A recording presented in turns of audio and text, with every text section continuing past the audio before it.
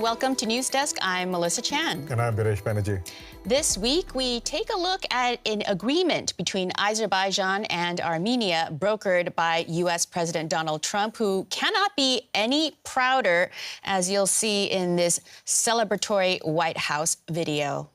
It's a big, beautiful honor to welcome everyone to the White House for this very historic peace summit between Armenia and Azerbaijan. President Trump brings peace to Caucasus, and we're grateful for that. We will turn the page of standoff, confrontation, and bloodshed. Today's great achievement is yet another testimony to your global leadership and your legacy as a statesman and a peacemaker on the world stage. This is a really great achievement. As president, my highest aspiration is to bring peace and stability to the world.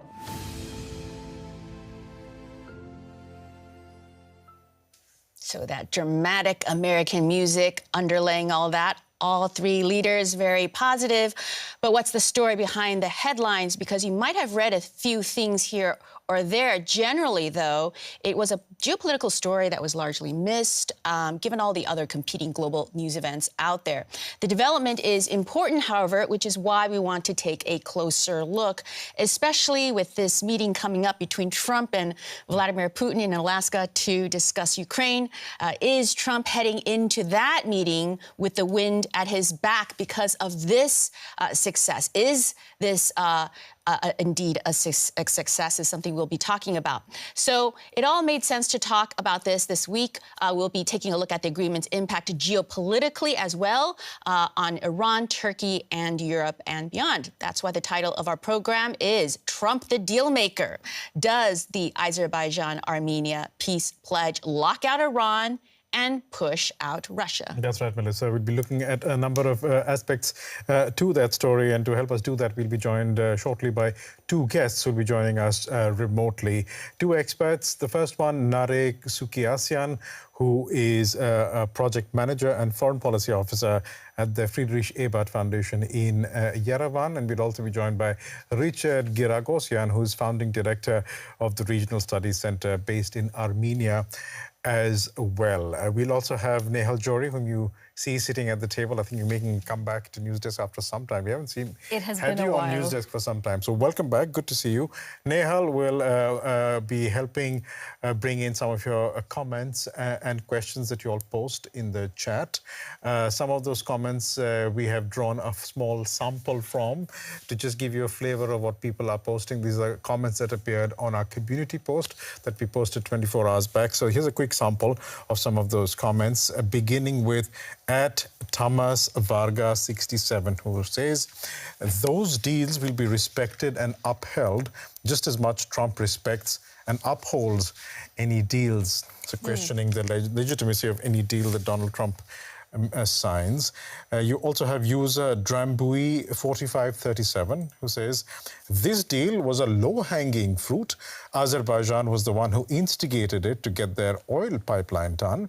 Both Azerbaijan and Armenia want to get out of Russia's orbit. We do want to talk about Russia, as Melissa said, what the regional implications of this are, and Russia is a major player there. You also have this one other comment from Daniel Freeman 365, who's saying, this is no deal. This is a tragedy for Armenian people as US takes Armenian land from Armenians and eventually will give it to Turkey. I don't believe there's been any official announcement as such, but maybe it tends to the fears of that people have with this deal. What I'm hearing so far is that people really know this story, which is great. Absolutely, which is why, because you know the story, you can help us, at least me, understand this story better. So post your comments and your questions in the community chat. We can bring that into the conversation. And that is something that Nehal will also be helping with. But that is not the only thing Nehal will be doing, because Nehal, you have a poll question, or rather, actually, correction, it's not a poll question. You have a poll quiz for us this time, That's right. This time it is more of a quiz question. And for those who are following the story quite closely, they might know the answer immediately. Some of us didn't. We won't say who. We won't say who, no. So you can find the poll question at the top of the live chat. And the question is, which country does not share a border with both Armenia and Azerbaijan? So a country that does not share a border with both Armenia, and Azerbaijan. The options are Georgia, Russia, Iran, or Turkey. You can pick one option. And please do vote. We'll take a look at the results in the end. And also send questions in the live chat. I'll bring them up as this discussion goes forward. That's a really tricky one. You have to really know the map of the Caucasus pretty well, I think, to be able to answer that question. Yeah. Baresh, I hope you voted. I haven't yet voted. I would like to let you guys vote first, because you know the hosts can't do the voting first. But my vote will be there somewhere. It's going to be an anonymous vote, but it'll be part of the results. You know the answer. You better know the answer. Okay, so if you're just joining us, a reminder: the title of our discussion at News Desk today is "Trump the Deal Maker?" Big question mark. Does the Azerbaijan-Armenia peace pledge lock out Iran and push out Russia, among many other goals? I want to just walk through the plan for the discussion. We're first going to run over the basics, assuming that you don't know that much at all. The 101, what just happened, is literally what I'm calling this section. And then we'll take a quick look at the historical context. That is very important. And then we'll get into the discussion into the American role and what this means geopolitically in regards to Russia, but all the other neighboring countries. And our two guests are both based in Armenia. You might be wondering why we don't have anyone from Azerbaijan. And to be honest, it's a little tougher. Armenia is a democracy with a vibrant civil society. Azerbaijan is not. And in any case, let's bring in Eric Sukasian and Richard Garagosian, who you'll find we trust that they'll be able to explain things very clearly. Welcome to you both for this chat. Thank you. Thanks for having us. I'm just going to get to the dumb question almost, sort of, and I'll start with Eric. What just happened in the White House with those signings? Give us the 101. Very many things. All of us were stick to our TV screens, watching just like you what was happening, because many of the things that we were witnessing were only announced or teased through leaks. We didn't also know much what was going to be signed, what the leaders agreed to, and to many, the name of the agreement that established TRIP, or the Trump route for international peace and prosperity, was a surprise, even the title of it. So what actually happened? Number of agreements, number of documents were signed bilaterally between Armenia and the United States, and between Azerbaijan and the United States. But the key element of the meetings in White House was the memorandum or declaration signed trilaterally between the leaders of the three countries. This stipulates two important things, among other diplomatic and formal formulations. The first one is this very TRIP, Trump route for international peace and prosperity, which connects Azerbaijan with its exclave of Nakhichevan through Armenia, by leaving the road under Armenian sovereignty, territorial integrity, and jurisdiction. But also it gives unimpeded access to Azerbaijan, to Nakhichevan. What this means in actual terms, we're yet to find out, because the technical details of the agreement have not been agreed upon, and it will take probably longer time to deal with this issue. The second aspect that is important in this declaration is that the countries commit to the peace process.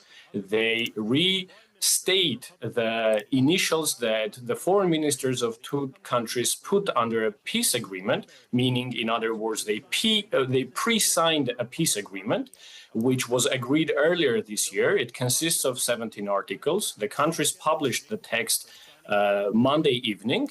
And we can talk about the peace agreement more in detail maybe later today, but basically it's a document about the fact that the countries do not have any demands from each other, that they close the chapter of the conflict, and they establish diplomatic relations. There are other details that are worth further scrutiny that have implications, for example, for European Union, and not only, but I'm sure we can go into those details through your questions, the questions from our guests. On the sidelines of this, as I said, there were also bilateral agreements between Yerevan and Washington and Baku and Washington. On the Armenian end of things, these are agreements about strengthening the strategic cooperation that the strategic partnership that Armenia and the United States signed earlier this year. They are about advancing Armenia's technological capacities in artificial intelligence, and not only. They are about investments, American investments into Armenia's Crossroads of Peace project, which is basically about making Armenia open to everyone who wants to pass it to connect to other parts of the world. On the Azerbaijani end of things, these are energy cooperation agreements between state company SOCAR, Azerbaijani, and ExxonMobil on the other end. And Azerbaijan also gets a waiver, or we'll see how actually it is going to be formulated. But basically, United States has a legislation, Freedom Support Act, Section 907, that bans United States aid to Azerbaijan until it continues its aggression against Armenians. Every year since 2001, beginning with the war on terror, United States presidents have waived this section in order to allow aid to achieve Azerbaijan, because United States needed Azerbaijan logistically, geographically, and it's in its wider alliance. Well, this is going also either be waived again or repealed. There are different signs. We're yet to see what exactly is the case here. Got it. Can we take a look at what is the thinking? These two countries have been fighting for a very long time. Why is this happening now? Is this something that both countries want to happen now? Both Richard and let's go to Richard, because Richard, you've been waiting patiently. I'd love your take on that. Well, what we see is this is very much a difficult, rather painful post-war reality. Azerbaijan launched a devastating 44-day war back in 2020. And it was that use of force that tends to undermine real trust and confidence in these agreements. In other words, the agreements that we've seen, very important, very significant, yet they're still based on the premise of rewarding Azerbaijan's use of force, and very much in a victory of authoritarian power over struggling democracy. And if we look more broadly, these two countries were waging a conflict over the Armenian-populated enclave of Nagorno-Karabakh. That enclave, unfortunately, was victim to yet another Azerbaijani military offensive in September 2023, which involved the forced exodus, ethnic cleansing of over 100,000 Armenians. But what's most significant here is the strategic context. What we see is this conflict of Nagorno-Karabakh between Armenia and Azerbaijan actually predates independence. It erupted during the closing days of the Soviet Union, meaning that this one conflict tended to distort democracy and economic development of both countries. Therefore, at this particular stage, after the fanfare of the White House meeting, this is an opportunity and an opening to turn the page and to build a new degree of post-war stability.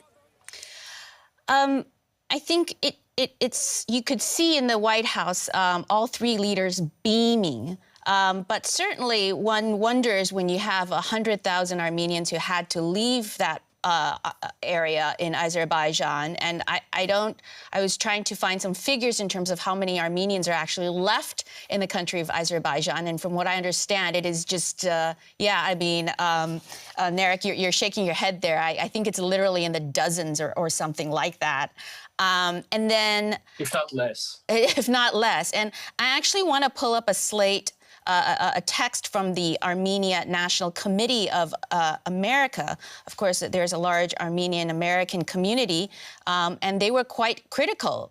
They said, quote, The same Donald Trump who failed to stop Azerbaijan's 2020 attack on Nagorno-Karabakh is now rewarding this very aggression, further compromising Armenia's security and sovereignty, and in the process abetting Azerbaijan's normalization and formalization of its ethnic cleansing, its genocide of more than 150,000 indigenous Armenian Christians. So clearly some people not happy. What I'm hearing so far from both of you is that there is an element of people being, or perhaps governments being, tired of war and understanding that conflict is not good for development, both politically and economically.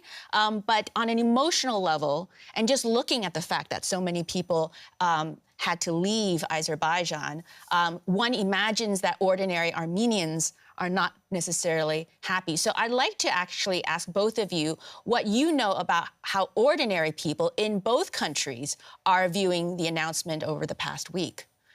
Maybe we go to Narek now. I think going back to what you mentioned, the ordinary people, and as opposed to the governments, I think it is actually the ordinary people that have taken the toll of the conflict, that have had not only the emotional burden of it, but suffered from it, losing relatives, loved ones, and not only. The end of the conflict, if we can say so, but I want to repeat, this is not the end of the conflict in the full sense, or in the most positive sense. Maybe this is a progress in the peace process. Again, to remind the leaders of the states only initialed this peace agreement. They are yet to sign, and Azerbaijan continues to put preconditions before it does so, and they sound rather absurd, and we can go into details of this, such as changing the country's constitution.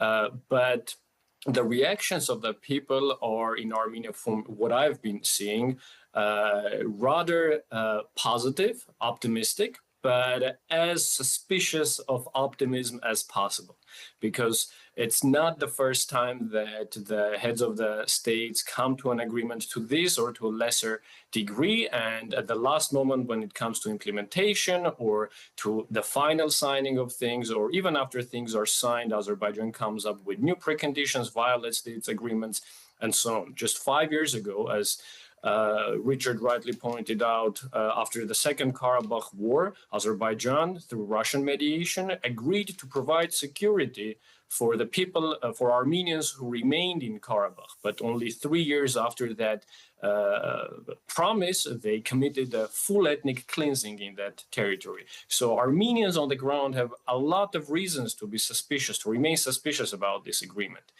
But also, obviously, the tiredness from the conflict is there, but there's also lack of trust towards the process, because Armenians see that the government is approaching talks from the position of the weaker counterpart, of the position of the country that's lost the war, and ultimately it has to accept most of the demands that Azerbaijan puts on the table, whether they're just, unjust, whether they make up for sustainable peace going forward or not. And there are very few adults in the room mediating that see these structural deficiencies and step up and step forward to make sure that this disbalance doesn't turn out into bullying of the victorious side on one hand, of the losing side on the other end.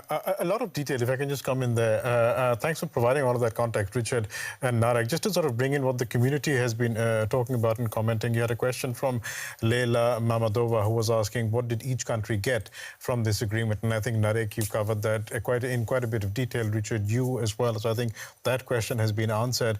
There is also this question, we were talking about how people are reacting to this, how Armenians are reacting to this, and how do they feel about this. I think just building on that, Michael Z is asking about how does this deal affect Georgian politics and strategic interests. Now, I think it's a very big, broad question because we do intend to talk about Georgian strategic interests, but I wondered if either of you, maybe you, Richard, wanted to talk a bit about how this affected Georgian politics, just not too much depth, but just so that, because we know we want to discuss that a little further ahead, but just a quick flavor of how this is affecting in that region, in Georgia. Well, if we look to the northern neighbor, Georgia, which is directly neighboring both Armenia and Azerbaijan, we see two developments or two observations, the repercussions from these agreements. Georgia is losing its monopoly status as the only transit state. Up until now, Georgia has tended to benefit from facilitating trade. But at the same time, the second observation is more distressing. The Georgian government, in contrast to the popular will, is moving quickly and determinedly away from the European Union. It's moving away from the West by accommodating Russia. What this means as Georgia moves closer to Russia is Armenia is left as the only democracy in the region, a little more vulnerable and much more isolated in that move. What we also see, Georgia's accommodation of Russia may serve Moscow's interests in becoming a platform for Moscow to potentially undermine this breakthrough in regional stability and moving toward peace. And I really think this is one of the broader strategic questions that remains unanswered. Thank you, Richard. I want to just go back to, we will talk more regionally a little bit later, but can we just pull up the map? It was shown when Narek was describing things, but I think it's important to just underscore to people who are really new to this, the map with the corridor, if we can pull that up in the control room. Yeah, I think we have that ready. There we go. There you go. Like, just pause a little minute and see. There's Azerbaijan, there's Armenia, and that area that has the same color as Azerbaijan but is separate is also Azerbaijan. And so you can see the value of a corridor, and I understand that this corridor, you know, what does that actually mean? It's a road and also a rail line that would cut across and down. And up until now, they have not been able to connect the two sides. And then it moves on west to the left there towards Turkey. So it's very important for that area, but even more important in terms of building out trade, connecting eventually everything out in East Asia all the way to Europe. And we will talk about that a little bit more when we expand this. But for now, I still want to stick to the conflict between Armenia and Azerbaijan. There's outstanding issues with this agreement. I mean, for Trump, he gets to have those powerful visuals of him in the White House signing with his, Sharpie and the three guys holding the agreement. But there's a lot of follow through. And one of the outstanding issues, from what I understand, is that there are still prisoners of war. There are questions about the Armenians who left their homes and they still have the keys to their homes in Nagorno-Karabakh. What is the issue in terms of them ever being able to go back, the right of return? All these things appear not to really be resolved. I would love to get some explanation from both of you in terms of these outstanding issues. And of course, I can't also help but think of the activists and some of the politicians that have been, the Armenian politicians that have been held in Azerbaijan, in prisons, and frankly, some of the pictures that's come out in terms of their conditions is deeply troubling in terms of their health. So is all that messy stuff going to also be resolved as a result of the White House photo op? Richard? Well, two explanations. First of all, as you correctly point out, these, let's say, unresolved issues, including the very human aspect of detainees, prisoners of war, which actually seriously questions Azerbaijan's legal jurisdiction. How and in what legal framework were these people illegally arrested, seized, and facing show trials. Another one is, unfortunately, an ongoing destruction of cultural monuments, Armenian churches, any heritage and vestiges of the Armenian population of Nagorno-Karabakh. The second observation, though, is, to be fair, I disagree with the map we've been using. If we read the terms of the agreement, there is no longer any reference to the premise of a corridor. The road and rail links are very different because they're very practical. In other words, a corridor implies what Azerbaijan was originally seeking, extraterritoriality. So there is no reference to corridor in the agreement on purpose because it's much more limited, and it goes far to reassure Armenians that Armenia retains complete and total sovereignty and control over these links. But it's also important to note the unresolved issues that we've talked about. This bilateral peace treaty between Armenia and Azerbaijan is a state-to-state treaty with no direct reference to the Nagorno-Karabakh conflict, no mention of Nagorno-Karabakh conflict on purpose. This is a bilateral interstate treaty. And unfortunately, the Armenian government has actually advocated an end to pursuing legal remedy or advocacy on behalf of Nagorno-Karabakh. But this is why the White House was much more focused on the road and rail connectivity. In other words, the Trump administration's typical approach of a real estate deal, based less on knowledge and much more on optics. Just at this point, if I can just bring in a comment from a user who says he or she is from Azerbaijan. This is Warrior 008, who says, Azerbaijan genuinely wants peace and prosperity. We believe this is a big chance for long-term stability and economic growth and securing economic, political advantages. Would you say, Narek, that that is the sentiment generally that one can find in Azerbaijan? I wish I could answer that question. Unfortunately, in Azerbaijan, there is no possibility of conducting any independent survey. It's been banned for many years, so we do not really know anything that is academically backed about the sentiments of the Azerbaijani population, but we can judge about the intentions of the state from the steps and actions they take. If there was a genuine desire towards peace, then we have an opening that Azerbaijan was demanding for so long, the Trump route. We have a peace agreement that is initialed. Everything there is agreed upon, and there is nothing really sensitive to be too debating about, right? But Azerbaijan refuses to sign it. If there was a genuine desire to once and for all close this chapter, nothing impedes that step. Armenia, from the day it was announced that the text is agreed upon, I think March 13 earlier this year, has been insisting that it's ready to sign it whenever and wherever. However, Azerbaijan insists that unless Armenia changes its constitution, it's not going to do so. I mean, I'll try to break it down. What's the deal with this constitutional demand as simple as possible?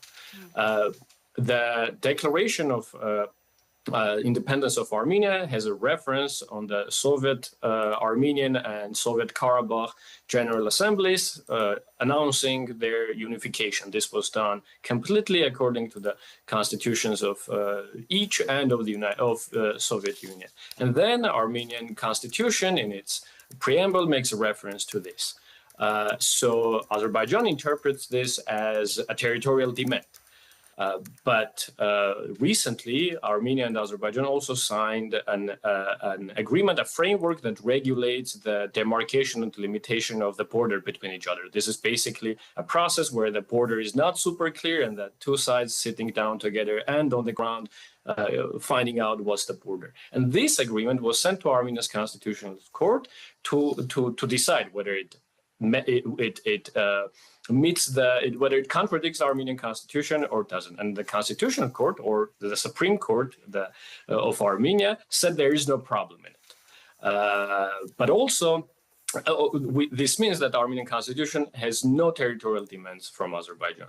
On top of this, the peace treaty that was agreed explicitly says that there is nothing in the domestic legislation that can be used later not to implement this peace agreement, meaning that whatever exists, whatever law in Armenia exists or will ever exist, cannot be superior to this peace agreement, which says no territorial demands reciprocally.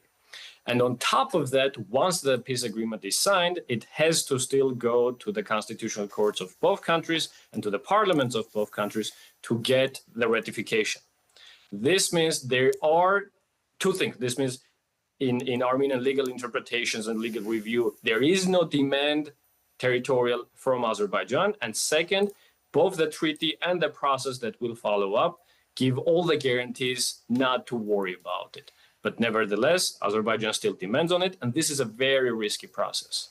Got it. I mean, what it sounds like is there's a lot of things unresolved. And in the context of a conflict that Richard mentioned predates independence, I mean, I don't even want to go there in terms of how far the enmity between the two sides goes and in that region, that in many ways the feeling I get is, again, everybody just wants to kind of move on and see how they can, especially for the regional actors. I think that's kind of what I'm hearing. And maybe we can finally start talking about the American role and so on and so forth. But Baresh, you've got comments. I'm seeing a lot of comments. A lot of people are talking about bringing up the history of this conflict, and this goes far back in providing their analysis. And we have one of our regular members, Nilay Chaturvedi, who joined us, who is saying that how long this peace treaty will last is really the question. And he answers it himself. He says, as long as Armenia doesn't build back strength, or the Azeris, he obviously meaning the Azerbaijanis, don't launch another war, both have no intention to not perpetrate this in the future. I wonder if that is where we are right now, in which both sides are like, okay, let's just see where we end up from here, given that we don't know the specifics of this deal. I mean, I guess one thing is, as we sort of like talk about the American role, to what extent is this just Trump wanting to sign something and say, look, we've made achievements and moves on, and whatever happens afterwards, it won't be in the headlines, and it frankly doesn't matter to him. So, you know, unfortunately, I hate to sort of talk about two countries in the context of U.S. using them sort of like pawns, but I think it's time to talk about that. Richard, I know that you used to be based in D.C., and so you know the gossip very well. One thing that I would say is that I was surprised when this was announced last week, because, first of all, I didn't realize that necessarily. I wouldn't have trusted that the President of the United States even knew where these two countries were on a map, to be blunt. And that anyone in his administration would actually care, because we've seen a foreign policy team of some people with experience, but others quite amateurish, dealing with big, important things such as Gaza, such as Ukraine. And suddenly this lands, and you have both the leaders of Armenia and Azerbaijan beaming. Everybody looks like this is going great. And I'm just trying to understand how this happened out of this White House. Richard. Well, to be honest, personally, as a former congressional staffer, what surprised me most was the process, not the product. In other words, this wasn't a State Department-led policy formulation. This wasn't the National Security Council. This was President Trump and his ego, his pursuit of a Nobel Peace Prize. And I'm very skeptical in terms of this isn't a priority in terms of U.S. national security. At best, it's a subset of U.S.-Russian relations. For that, I'm much more looking toward the European Union to fill the void, to actually engage and solidify this opportunity, especially as the Trump administration now passes the issue and the agreement to the private sector. This is not building a Trump hotel. This is real post-war peace building. Nevertheless, I do have two concerns, and it's less about the U.S. and more about the parties themselves. In other words, the disparity between a democratic Armenia and Azerbaijan, which is very Shakespearean. It's father to son dynastic rule of one family for over a quarter of a century. And second, I do see the real concern is the day after. There's simply not enough invested to ensure a durable, lasting peace, the implementation of these agreements. And in this regard, I'm worried because there's no international guarantee, there's no international guarantor.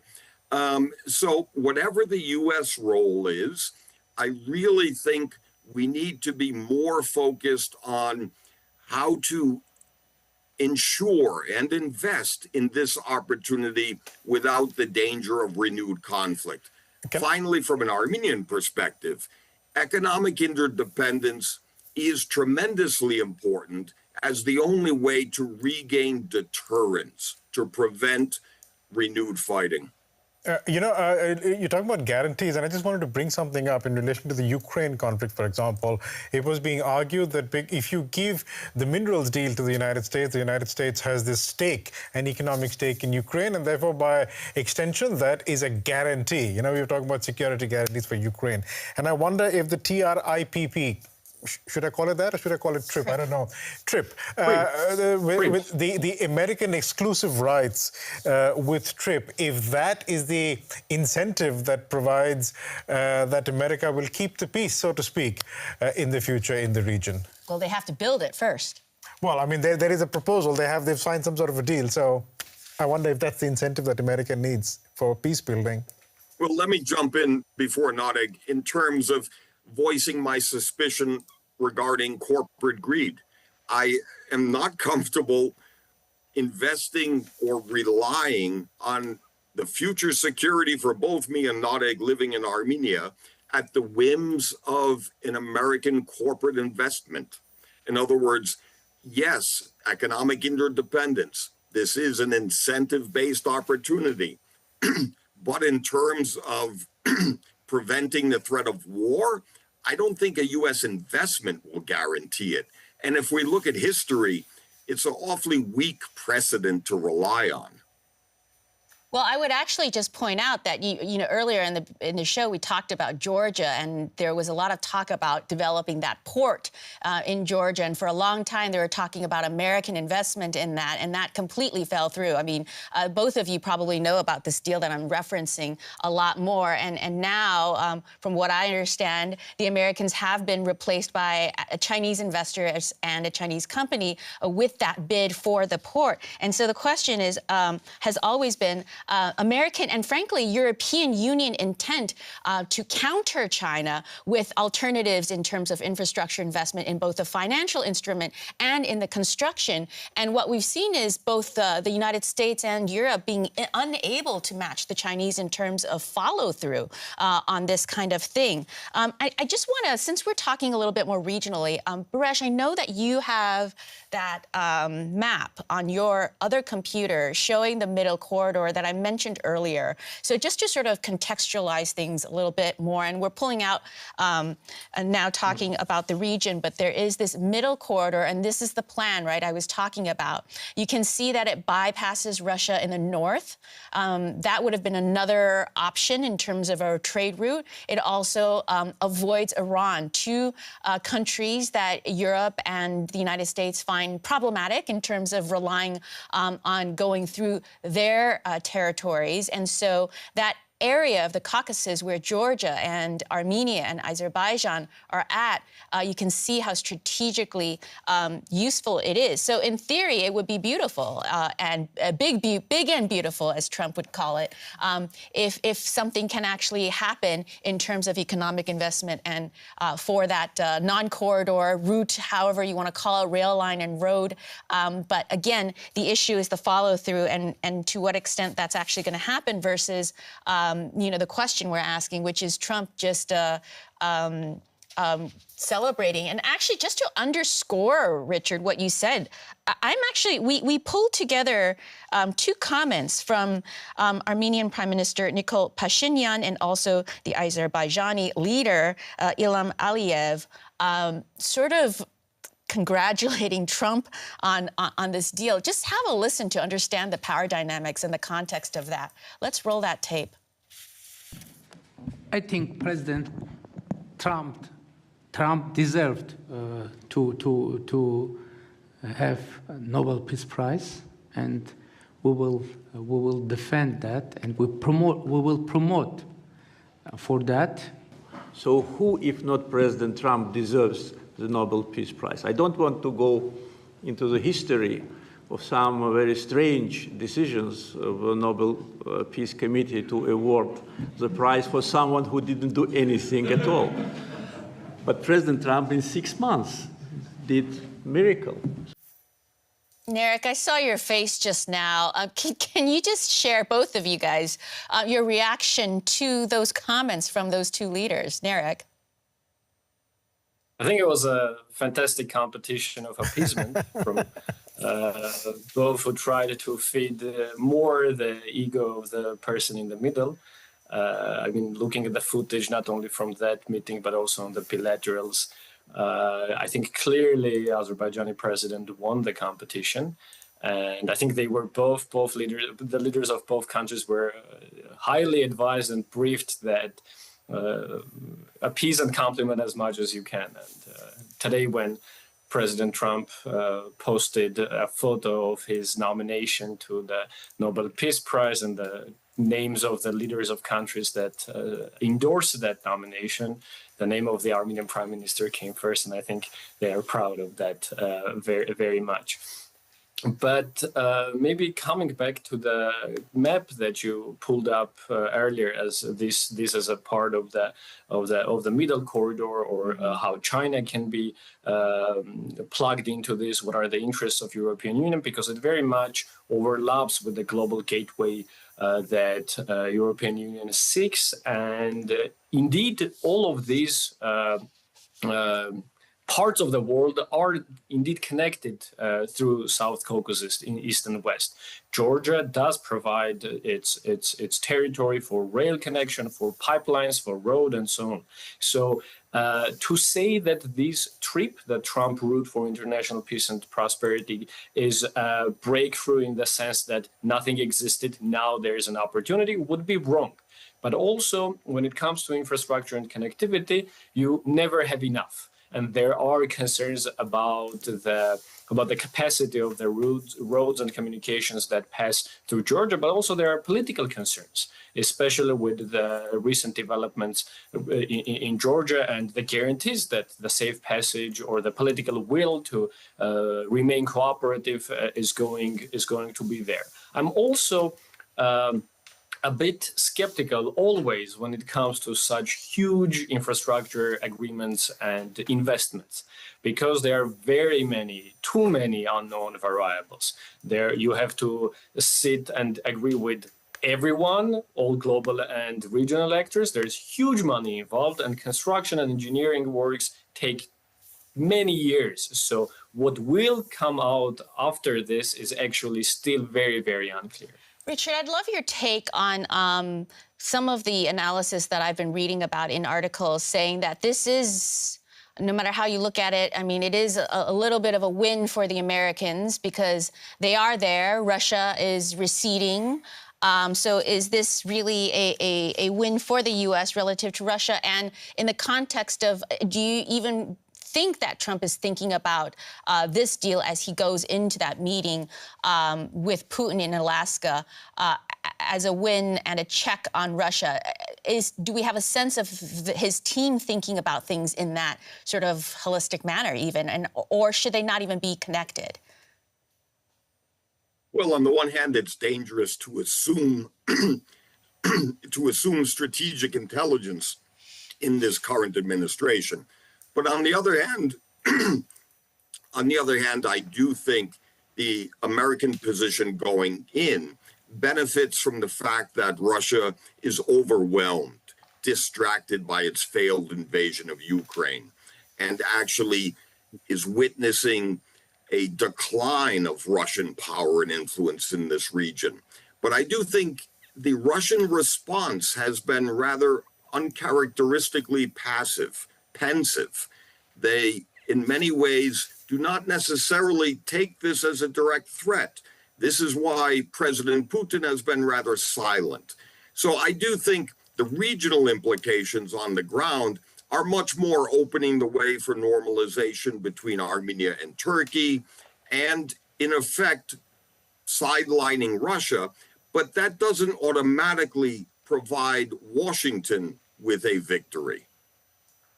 I mean, you mentioned that, and I know that there was an interesting headline I saw, Resh, that you have on Reuters. Yeah. Yes. We have that activated. Maybe Paul, who is our producer, who's sitting with the technical crew, can maybe put this up on the screen for the community to watch. This is a headline from Reuters saying Russia is welcoming this deal, but warning against foreign meddling.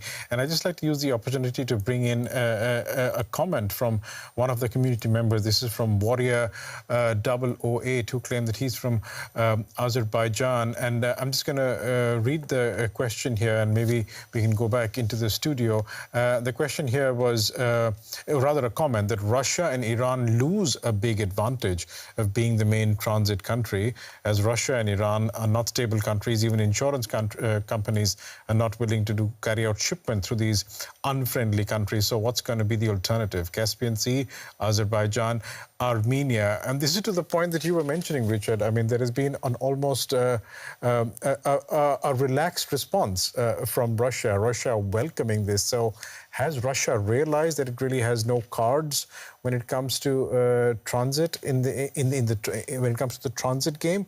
Or is there something else at play here? Well, let me be provocative. Actually, I think it's Russia seeing an opening for itself in terms of post-Ukraine, no matter what happens. As Russia seeks to regain and restore its lost power and influence, I think Russia will attempt to have a role participating in this regional infrastructure. And based on two reasons. Armenia is a member of the Russian-dominated Eurasian Economic Union, and these are borders we're talking about.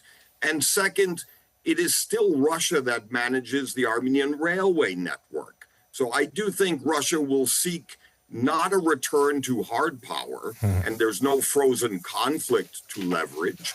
Rather, Moscow will seek the more effective leverage of playing a role in managing this trade and transport link.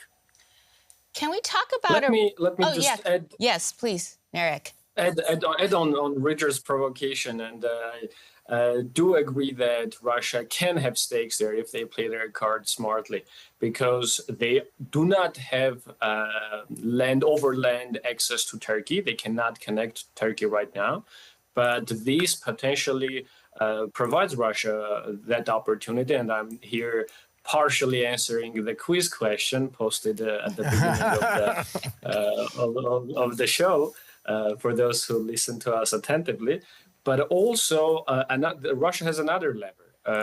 Armenia's borders with Iran and Turkey are still co-monitored or guarded by Russian FSB forces. So, and the route, the trip that we're talking about that was shown on the map runs exactly parallel to Armenia-Iran border. So even even though Armenia, the government in Yerevan has the intention of getting rid of these Russian patrols or guards, and they have already done so in a number of border areas and checkpoints entering into the country. But Armenia still lacks the capacity to completely replace them, but it also comes with a political cost when you tell Russians to leave.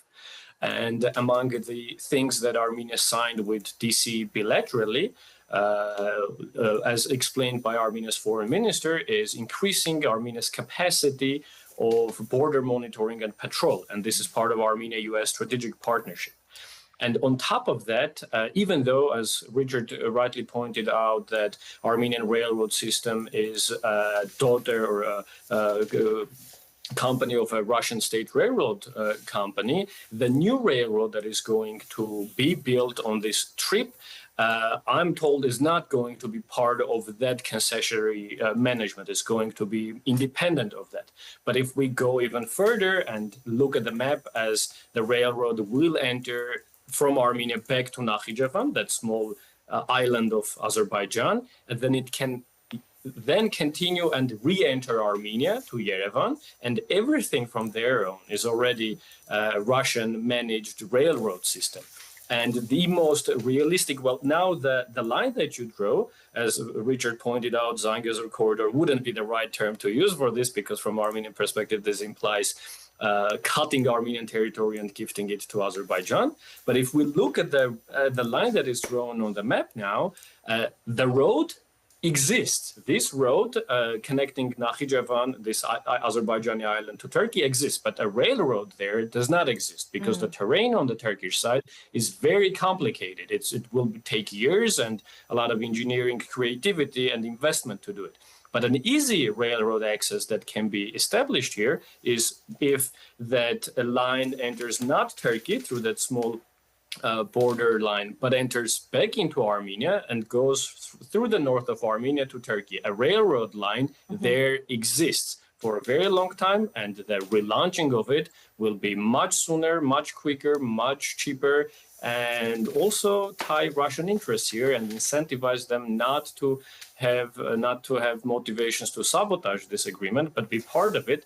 And I think tying as many interests as possible, as Richard pointed out, building interdependencies is the only probably, even though weak, guarantee that this agreement is going to stick, at the absence of any international hard security guarantees. And just to share a little bit of the conversations that we had in terms of the map, by the way, so we're going to change that, but we were also stuck in terms of Richard, congratulations, we did it. Well, no, we were stuck because we were thinking, do we call it TRIP?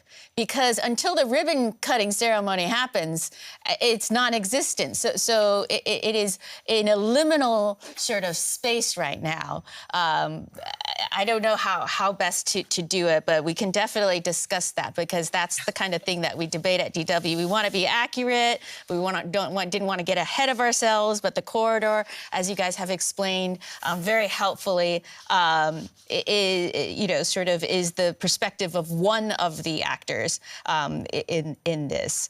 I do want to talk about things like Iran and others, but first of all, I want to actually talk a little bit. I have one more question about Russia's influence in Armenia. Richard had mentioned Russia's influence in the Georgian democracy, and given the relationship that Russia has had with Armenia, I wonder whether that is going to be something that creeps in the next election, for example, and is a concern for either of you guys. Richard, perhaps? Nadig, why don't you take this Or, first? yeah, I don't know, whoever wants to. Sure. Recently, there was a leak in Russian media that Sergei Kirienko, the deputy chief of President Putin's chief of staff, was appointed the curator of Armenian affairs. This is a new development, because usually even though the post-Soviet affairs, if we can call it that way, was traditionally curated in the presidential administration. In recent years, it was more the foreign ministry that was trying to get into the technicalities of the trilateral agreements and the peace process. Now, the appointment of Sergei Kirienko to this role really elevates it, because Kirienko elevates the processes and the depth of them, if we can say so. Because Kirienko is known to be a technocrat, specialized in media and electoral processes. And this is not an incident going ahead to the next year's general elections that are going to be very decisive for both the peace process and the fate of Armenian democracy or democratization. However, there are also signals, both in such leaks, but also in the reactions that we see from Moscow, not only that Russia understands no player in Armenian politics now is willing or able, probably able comes first, then willing, to come to power in a way that would guarantee a Russia obedient government in Yerevan. That's not realistic with Russia's both Russia's and Armenian opposition's track record in recent years.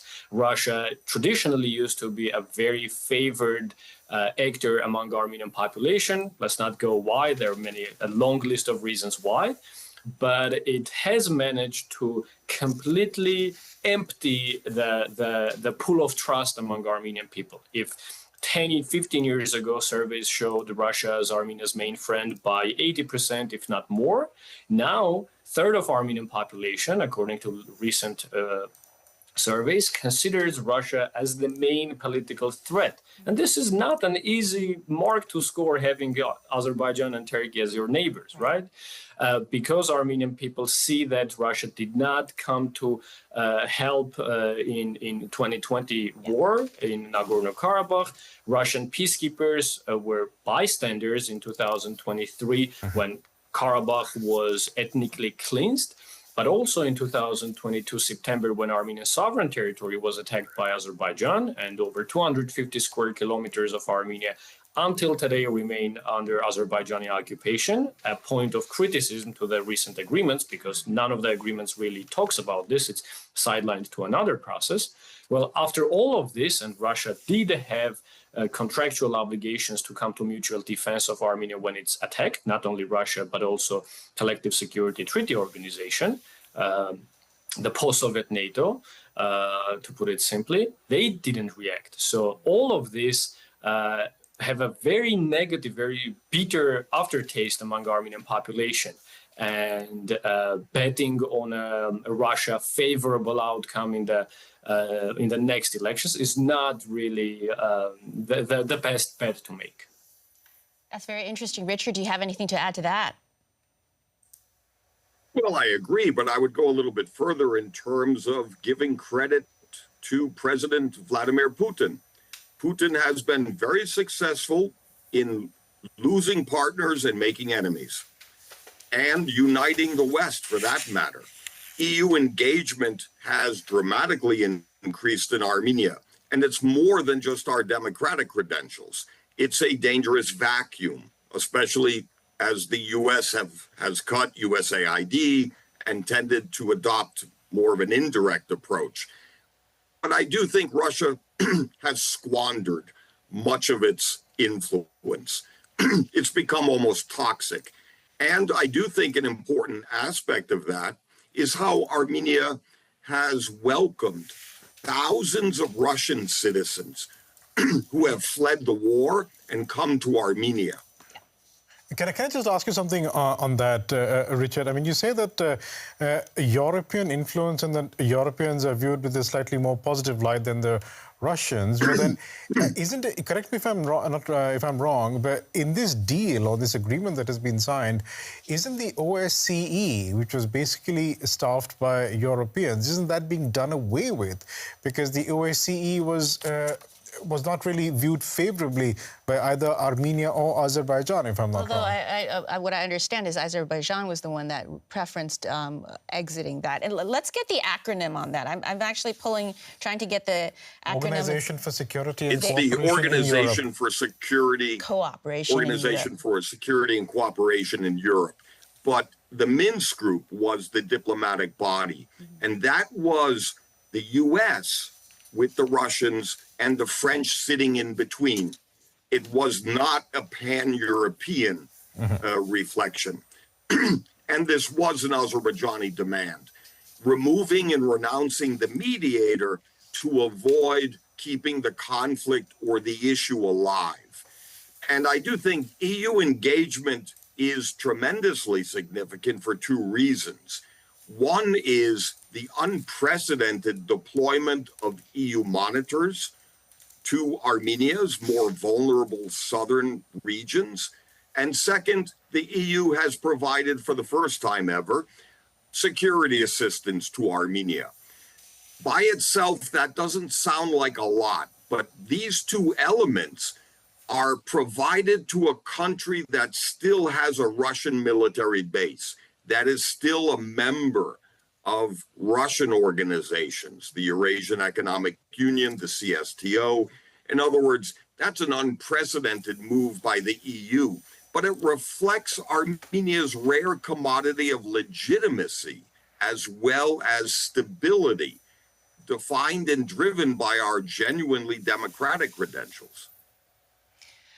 We've talked for about an hour, and there are people who are very patient. I do want to spend a few minutes talking and touching upon Iran.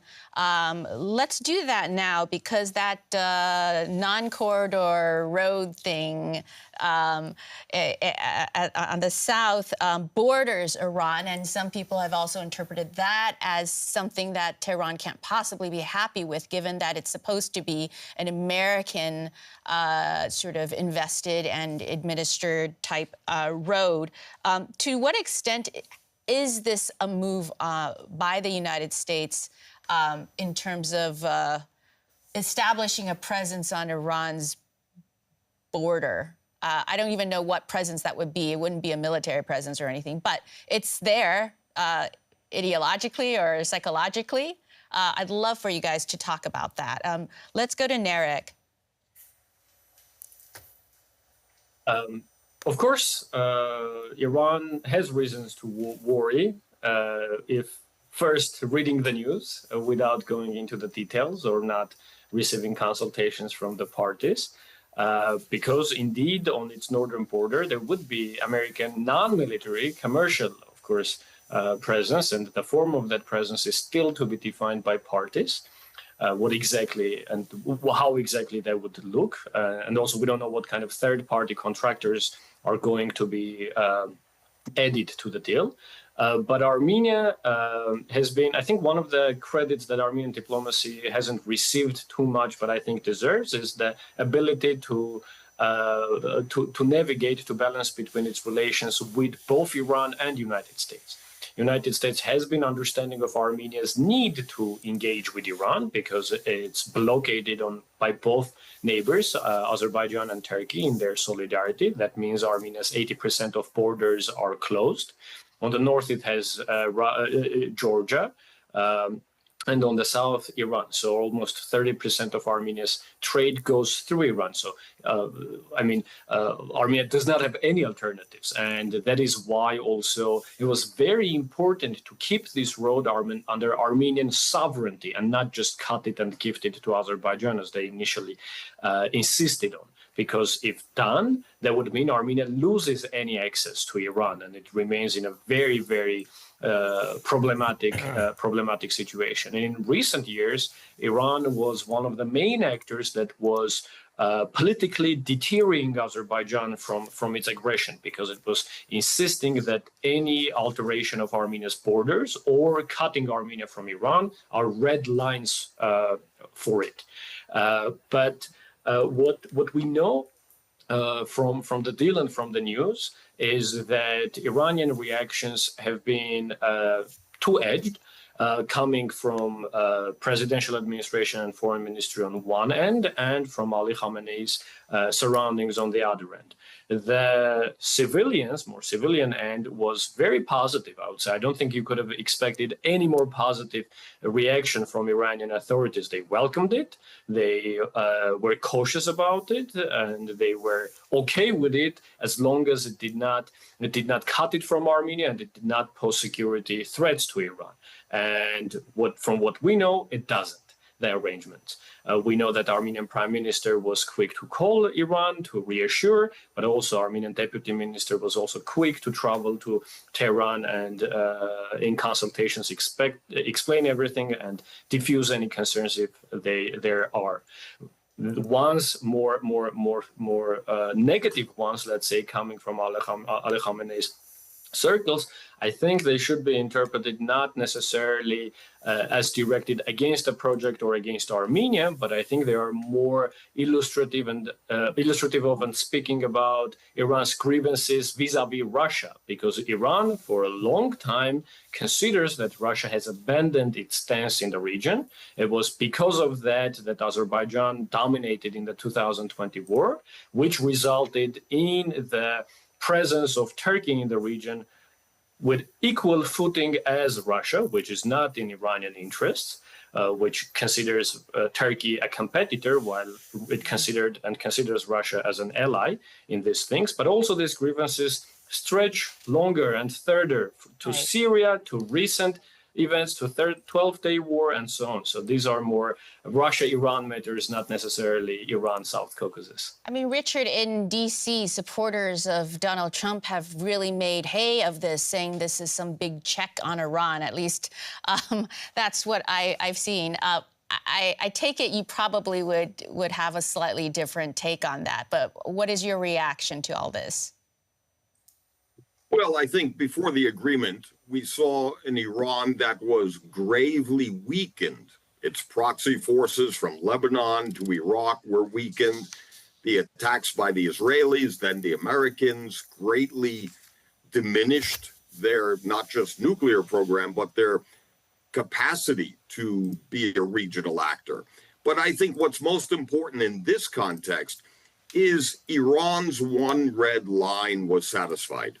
And Iran is walking away from this agreement quite content and not threatened.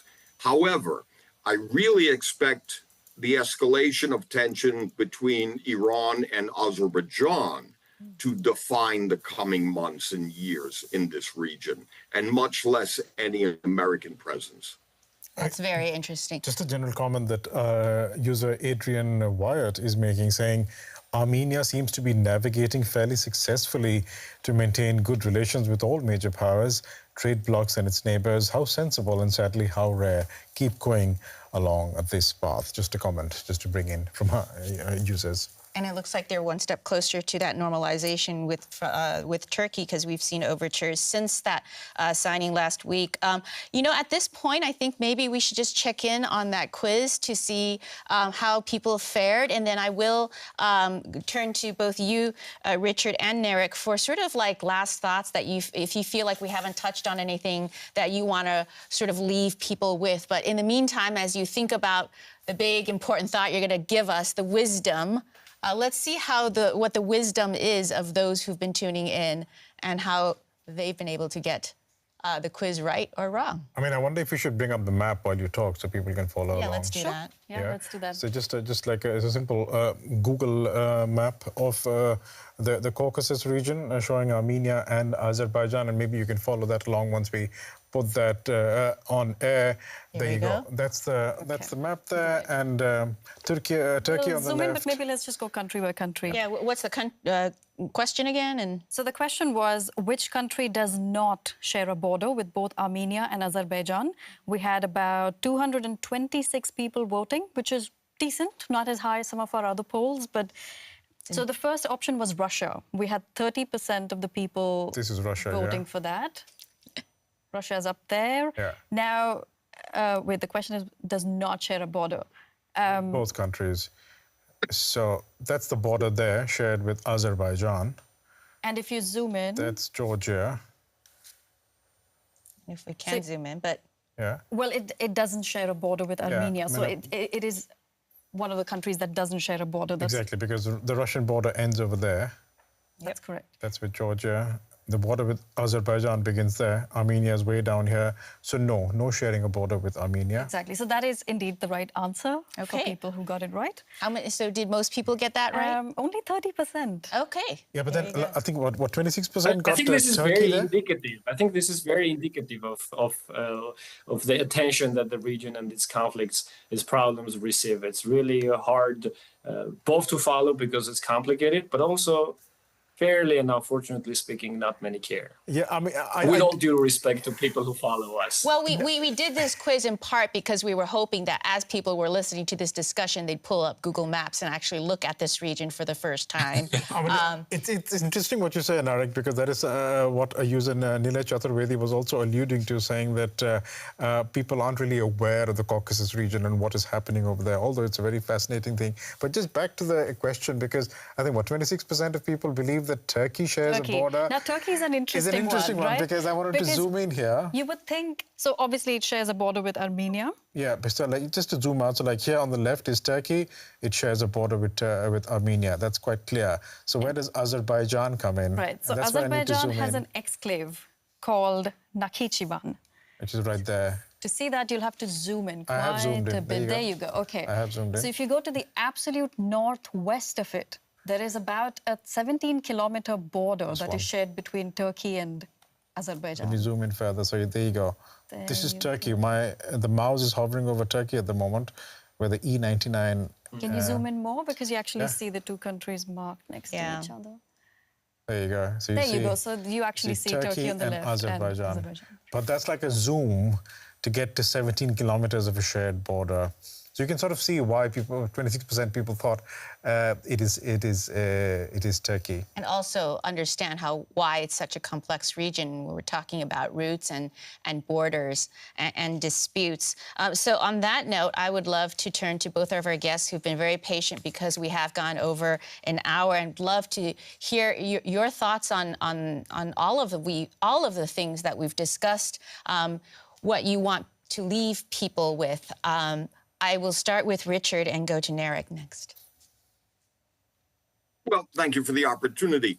And despite a lot of our concerns, a lot of our hesitation, I do think, on a positive note, we do see this is the latest step in a positive momentum of diplomacy over force of arms.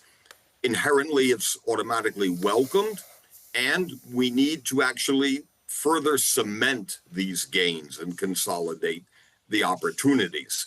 But I do think, on a final note, as someone who lives in Armenia by choice, having moved here almost 20 years ago, I think the outlook for Armenia is tremendously positive. The worst is over. Armenia has weathered the storm. The existential threats have passed. I'm much more worried about the outlook for Azerbaijan and its family dynasty. But I do think Armenia offers a larger degree of stability than all four of our neighbors. And I do think the worst is over. Narek. Unfortunately, I don't share Richard's optimism and have to end this with a more negative note, even though I do agree that what was agreed in last week's White House meeting will support the de-escalation momentum between Armenia and Azerbaijan to the short to the medium term. But all the reasons of skepticism and broken agreements and violation that came in even very recent history leaves a lot of room for very, very much suspicion. And I think what I would like to leave as a final message is that when the congratulations come, and we've seen them coming from different capitals across Europe and the world, it's important to keep the track of the process and not just close it, because it's not closed. Again, this is just an initial agreement. It's not a final peace agreement. And that a lot of commitment is necessary to get it to a final point, because it fails, whatever it is, nevertheless deserving to be congratulated. It still fails to address the injustices and violations of human rights that happened in very recent history. It reflects a victor's peace by force. It celebrates the use of force in solving conflicts, goes against the rules-based order or the building of new power-based order, the pioneers of which are the likes of Erdogan and Aliyev. It comes at a very high price of unilateral concessions of Yerevan, and it's better be a good and successful one, because any errors going ahead will cost even higher for Armenia. Well, what I would say is I don't think the two statements are contradictory. I think both can be true at the same time. And so on that note, I would like to thank Richard and Narek for your time. Thank you so much for joining us on News Desk. Thank you. Thanks for having us. And that is all for today. We will see you next week. And we will have the theme that we'll be discussing 24 hours ahead of that discussion. So sometime on Tuesday, you can check out our community post to figure out what theme it is that we'll be discussing next week. So thanks for this week. We'll see you next week. Goodbye. Bye-bye.